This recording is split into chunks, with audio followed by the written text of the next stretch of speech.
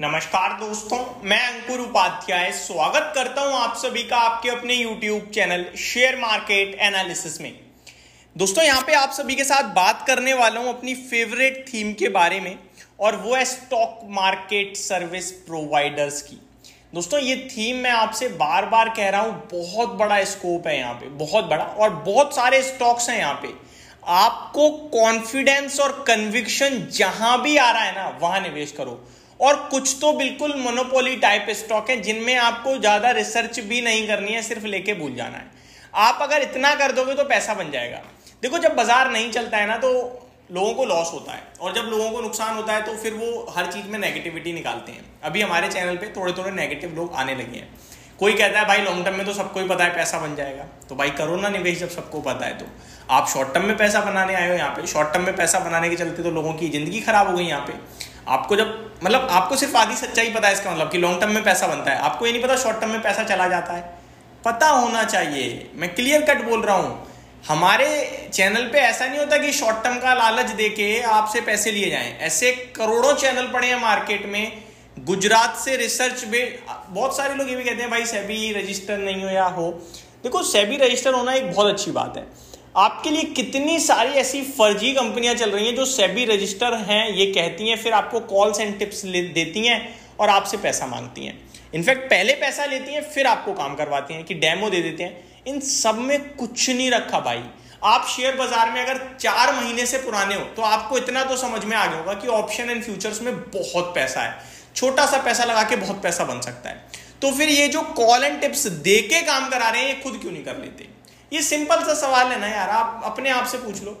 आप मेरे को बताओ, अगर आप कॉल और टिप देकर पैसा बना सकते हो तो फिर आप किसी को दोगे नहीं, खुद कर लोगे। उसके लिए लोगों से मांगोगे थोड़ी पैसे कि हमारे टेलीग्राम पे जुड़ जाओ, 5,000 रुपए पे कर दो, हमारी कॉल्स एंड सर्विसेज ले लो, ये कर दो वो आप ये थोड़ी करोगे। आप जाओगे 2-4 लाख रुपए लगा के आप सीधे पैसा बनाने लगोगे। सही कह रहा हूं ना? आपको समझना चाहिए ये सब फ्रॉड है, ये सब स्कैम है, पैसा लूटने वाली बात है। एक्चुअली में पैसा बनता है लंबी अवधि में।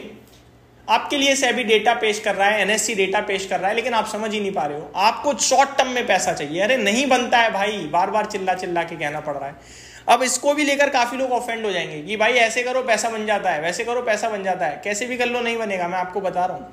ये साइकिल है, बाजार की साइकिल में आपके लिए कभी कुछ चलेगा कभी कुछ चलेगा, लेकिन लॉन्ग टर्म वाले पैसा बनाते रहेंगे।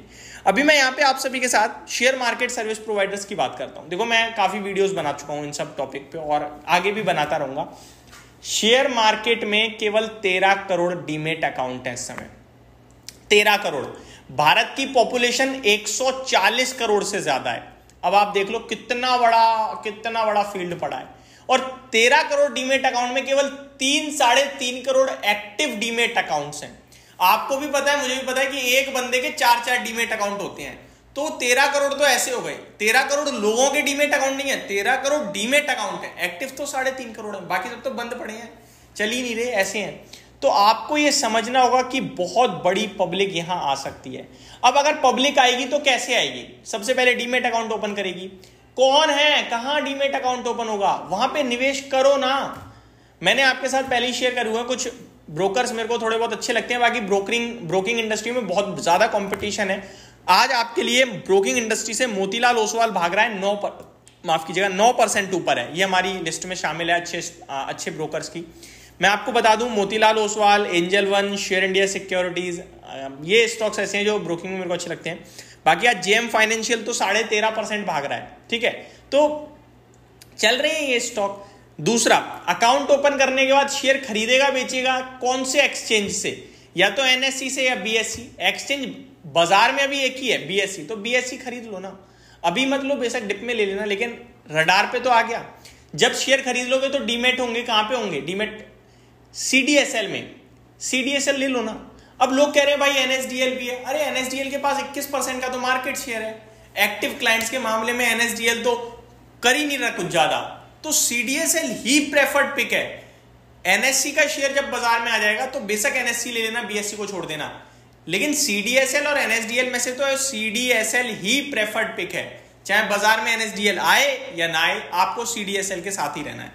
आगे, जब आप शेयर खरीद चुके हो, डीमेट हो चुका है, सिंपल आपके लिए स्टॉक मार्केट हो गया कंप्लीट, बीएससी हो गया, सीडीएसएल हो गया, आप ब्रोकर हो गए। ठीक है, अब बहुत सारे लोग नहीं करते शेयर मार्केट में डायरेक्ट निवेश, वो क्या करते हैं, वो करते हैं म्यूचुअल फंड के माध्यम से निवेश करते हैं।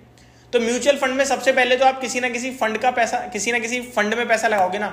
हो सकता है HDFC का हो, ICICI का हो, SBI का हो। तो आपके लिए मार्केट में कौन सा लिस्टेड है?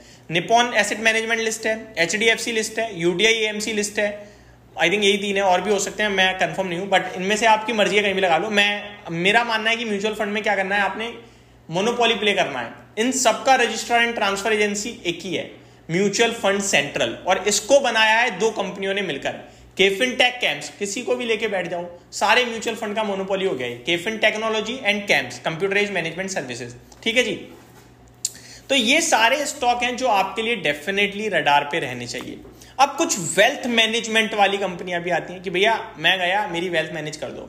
तो वहां आनंद राठी वेल्थ मैनेजमेंट है आपके पास, वहां आपके पास नुवामा वेल्थ मैनेजमेंट है, IIFL 361 वेल्थ मैनेजमेंट है। इन तीनों में से कहीं भी निवेश कर दो आज। बाकी इनमें से मोतीलाल ओसवाल बहुत अच्छा कर रहा है, एंजल वन भी अच्छा कर रहा है, एंड GM फाइनेंशियल तो बहुत ही ज्यादा अच्छा कर रहा है। हालांकि GM फाइनेंशियल को मैंने कभी कवर नहीं करा, तो मैं उस पर अपनी टिप्पणी नहीं रखूंगा।